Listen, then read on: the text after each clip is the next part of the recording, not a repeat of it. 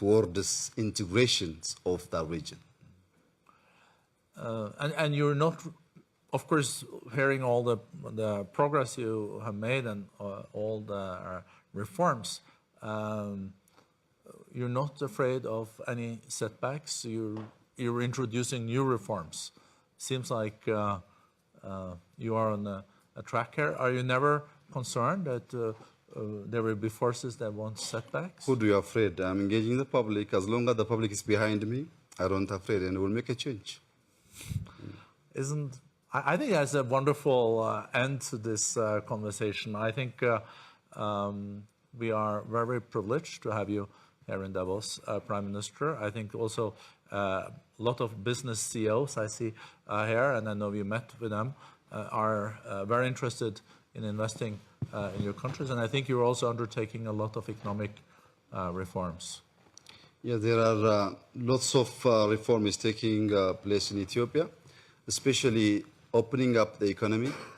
We are opening state-owned companies, which we have been considering as a commanding heights for years, including Ethio Telecom and Ethiopian Airlines. This opening up will bring lots of capital and expertise to Ethiopia, and it will boost the pace of our economic growth. And we are open for any investors. And we're also changing our ease of doing business. There is a strong team under my office which is changing lots of hindering factors for investors to come and invest in Ethiopia. I hope in the next 2-3 years we can see the biggest change in investment flow to Ethiopia. Thank you. And you can also count on the World Economic Forum to be a partner in that transformation. Thank you so much. Thank you very much.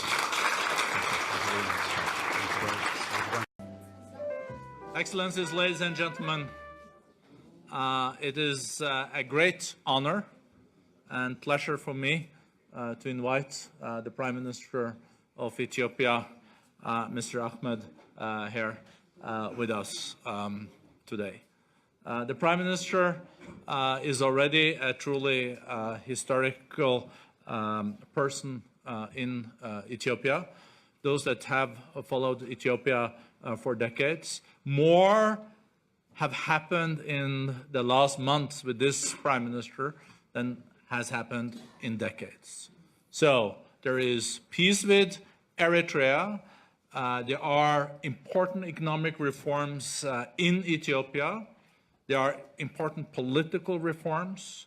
Following the Prime Minister's breakthrough with Asmara, there was also peace established between Somalia and Eritrea, Djibouti and Eritrea, and the Prime Minister called in the parties also in South Sudan, Riek Machar and Salva Kiir, and got them to talk together. A great achievement in itself, I have to say. There is so much hope now related to Eritrea. There are thousands of political prisoners freed. The diaspora is coming back, and there is so much support for you personally and for your government, Mr. Prime Minister. We're really looking forward to hear your message to the world community today. So welcome, my friend.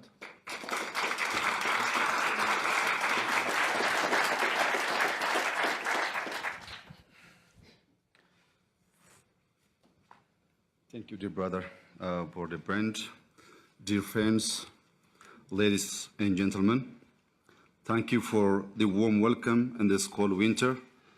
I am honored to be with you for the first time in Davos, and I am most grateful for the opportunity to share with you Ethiopians' renewed vision and sustained commitment to positive reforms. Ethiopia is today among the fastest growing economies in the world, consistently averaging over 9% growth in the last decade. Ethiopia's GDP has multiplied tenfold in 25 years. Poverty has been halved, and educational enrollment has markedly increased. Significant investment in infrastructure has contributed to the growth and attracted foreign direct investment, making Ethiopia one of the leading foreign direct investment destinations in Africa. These are tremendous success and reflect the real commitment of our government and our people to development and progress. Our challenges, however, remain formidable. To reform and to reinforce our upward trajectory and achieve even more rapid and sustainable growth, Ethiopia has embarked on a comprehensive reform process since last April, which cuts across politics, economics, and society. We aim to establish a virtuous cycle between these elements and amongst our partners to enable us to meet our challenges in a mutually profitable manner. Ladies and gentlemen, allow me to explain this virtuous path of reform. And our reform is deeply rooted in the philosophy of Madamar, an Amharic word for coming together or synergy. Madamar is a historic reform to organic change and is building on the gains of the past while reminding us of our rich heritage. It also reflects on modern realities, strengthening the synergy in politics, economics, technology, and society. Ethiopia is indeed undergoing a period of political and economic renaissance. The Madamar reform is people-centered and has three interdependent pillars. The first pillar is a vibrant democracy. The second one is economic vitality. And the third pillar is regional integration and openness to the world. Today, we meet at a time of great opportunity for Ethiopia and for you. In this spirit of partnership, please allow me to briefly address each of these aspects. On the political front, we are working tirelessly to fulfill the constitutional promise of building a democratic and pluralistic political order based on our first pillar, a vibrant democracy. Guided by this principle, we have acted quickly and decisively. In the past 9 months alone, we have released all political prisoners in the thousands. We have also invited individuals and groups based on abroad to return home and join us in a spirit of positive-sum, not zero-sum politics. We have restored license to independent media, issued an amnesty law, and repealed restrictive laws of the past. We will also have a revised civil society law very soon. We believe it is now possible to sustain growth, attract investment, and allow all Ethiopians to benefit from the growth dividend without embracing democracy and persuading the world to invest in our economy. In sum, we see democracy and development as interlinked, and we have acted decisively on this understanding. Ladies and gentlemen, the second pillar of our reform is economic vitality. We are determined to bring Ethiopia firmly into the center of the international market. To do so, we will leverage the collective power of our people, especially women and the youth, and build the private sector to drive more inclusive and socially sustainable growth. We cannot hope to progress as a nation and as an economy if we disqualify half of our population from full and equal participation. Women are now occupying key government positions, including the Minister of Defense, Minister of Trade, Minister of Transport, and the newly established Minister of Peace. We have achieved gender parity in our cabinet. We now have the first woman as the President of the Federal Supreme Court, and recently our Parliament has elected the first woman head of state in modern Ethiopia.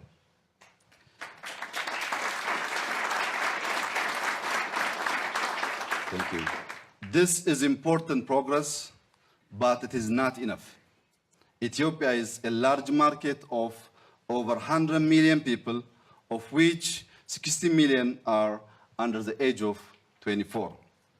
With 500,000 school leavers annually, our core objective is to sustain fast-paced economic growth and to create both more and better jobs. We must create the condition to enable a demographic dividend and to harness the potential of our young and energetic population. To do so, we have to invest in the aspirations of our youth by improving educational standards and create fresh opportunities through careful planning and strategic repositioning. This requires unleashing the potential of the private sector. Here are 4 steps that we are taking to make this not mere rhetoric but a firm reality. First, we will make it easier for small and medium-sized enterprises to grow and flourish, since they are the engine room of our economy. We are reprioritizing access to credit for SMEs, since 2/3 of our SMEs report not having access to finance.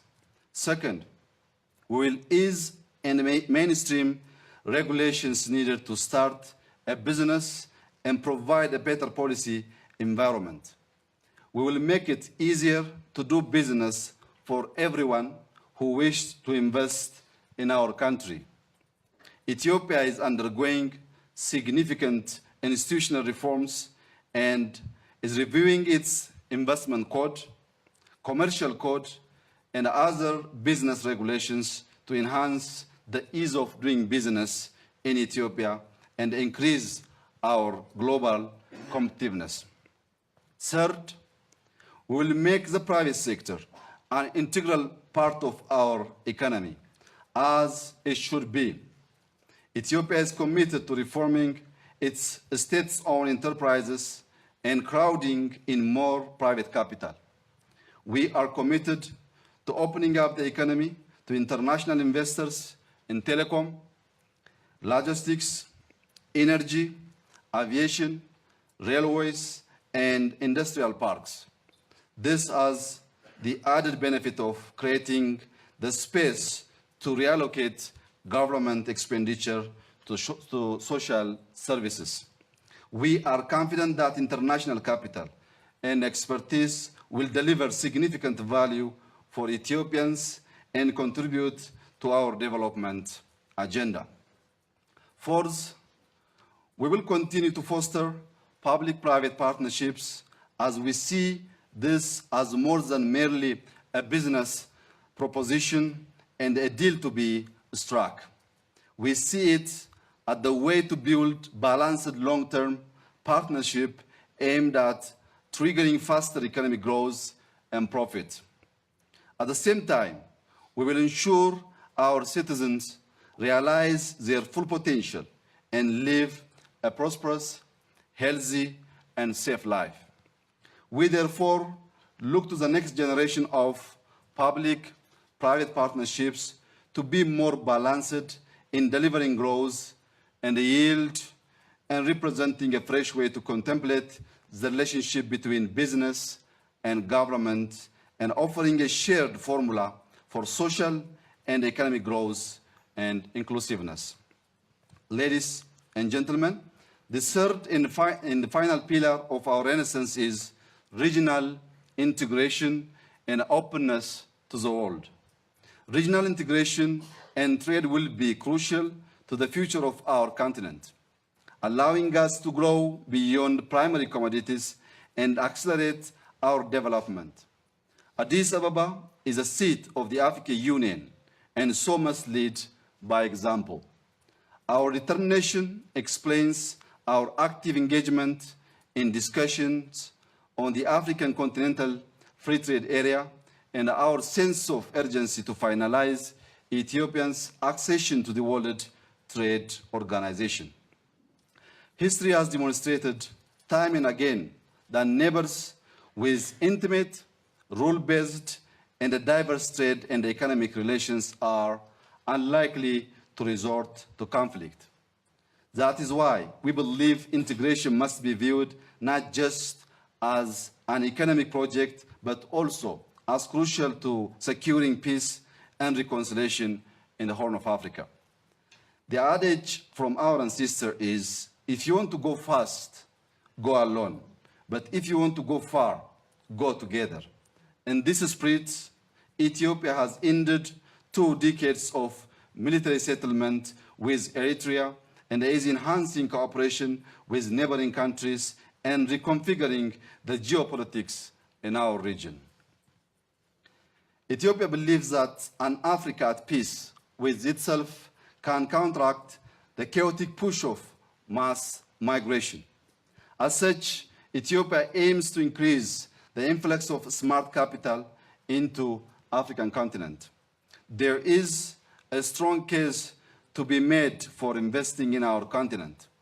Even the most conservative asset allocation of an investment portfolio should prudently consider this option. If just 2% of the 40 trillion USD in OECD pension assets were invested into Africa over the coming 5 years, it would exceed the total foreign direct investment that we have seen in the last 5 years by more than 3 times. For investors considering the record of return, this offers higher than average rewards and diversification of risk. For Ethiopia, it would catalyze transformation. To realize this great opportunity, we appreciate the fundamental need to de-risk our politics and economics, which would reduce the premium sought by prospective investors. Part of that process is to build trust and confidence and to lead by example. I believe that our record over the last year shows this to be so. Dear friends, let me conclude. Ethiopia has embraced a great vision and embarked on bold reforms. Improving the political environment and the business climate is our priority. Building an open society and a vibrant economy is our shared aspiration and our proposition to you, but we must all act fast. Our record over the last 9 months should illustrate our resolves. This is an agenda for action, a blueprint for a model of virtuous and sustainable growth. Looking at what we have accomplished in less than a year, I am optimistic and excited about the opportunities that are ahead. Ethiopians are born runners and we excel in marathons. Take it as a signal of our intention and level of commitment and stamina. Now is our time. Rating agencies forecast, and I quote, that growth will average 8% over 2018 to 2021, making Ethiopia the fastest growing of the sovereign we rate. I say to you, carpe diem, yes, seize the day, but also trust the future. Come and see what we have to offer and invest in our potential. Whether you are an entrepreneur, a CEO, or an industrialist, or just a lover of nature, or history, or beauty, Ethiopia has something for you. I thank you.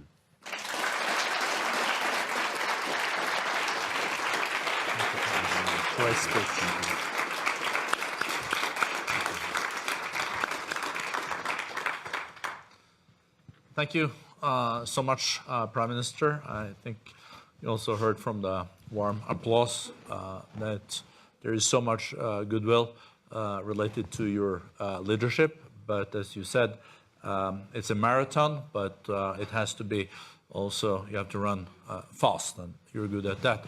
What you don't think about when you come to Addis, if you do run, is the altitude. So for foreigners, it's a big challenge. This morning we had also a session on Ethiopia and your leadership. And one of the experienced humanitarians said that when he was in Ethiopia a year ago and asked his people, they would say that they would have most loyalty to their tribe, then they felt like that was their identity, then it was Africa, and then it was Ethiopia. When he was back a month ago, the same people said, I now have strongest identity as an Ethiopian, and then African, and then tribe third. How have you managed to change this in 7 months? I think other leaders could learn. Maybe even in Europe, huh? Some 9 months ago, the situation in Ethiopia, as you have stated, was very bad. The near possibility of state collapse, mainly due to the government respond to the public political and economic demand pushed the nation into dangerous course. What makes the situation more dangerous was the poor relationship among the leadership.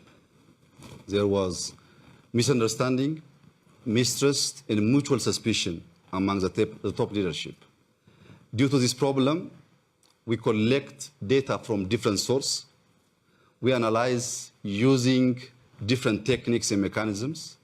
And definitely, if you use different sources and different mechanisms to analyze the information, the output cannot be identical. So having or seeing the problem from different perspectives, we can't find a solution to solve the problem and to change the situation. To make long story short, when the situation gets worse, we sat for weeks to discuss and to evaluate as a party. Then we have achieved, finally we have achieved leadership change. Not only leadership change, but also peaceful power transfer, which is a very rare experience in Africa. Right after the change, the new leadership decided to listen from the public, the opinion, the grievances, so as to make a communal solution to resolve the current problem of that time. Then we have discussed with almost all corners of the country. We have traveled and we have discussed with the public to hear their grievances and their demands. Mainly their demands were they complained about the government, about our indecision, also the widespread injustice, both in politics and economics, as well human rights violation.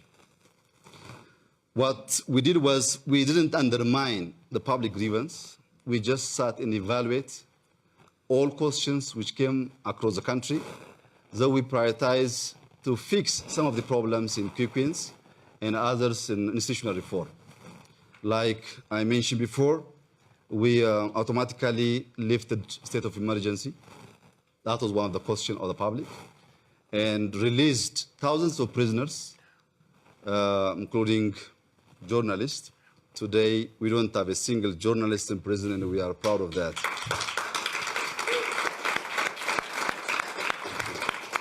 That's also rare these days, huh?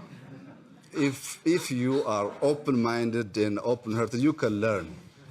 It's not bad sometimes to learn from Africa as well. Anyways, not only this, we also invite all opposition parties.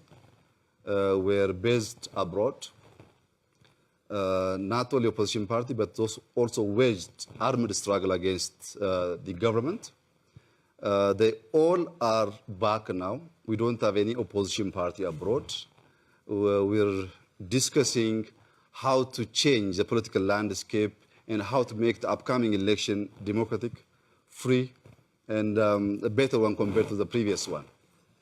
These kinds of action change the mind of many Ethiopians, that the hope is there, the possibility of change also there. Then automatically, after we have done this sequence, we jump to institutional reform, including SSR reform, security service reform. It was one of the biggest complaints on security institutions and service. Also, we reduced cabinet from 28 to 20, and we realized gender parity in our cabinet. So by doing so, we could gather most of the extreme thoughts to the center. But still, we have to do more. We're not satisfying on our reform. We have to include all kinds of thoughts to change Ethiopia. Ethiopia is a very great country, and the government must play its great role so as to bring Ethiopia together and to be Ethiopian first. I think you. I'm just wondering, Prime Minister, we know that the war with Eritrea has been going on for a long time, and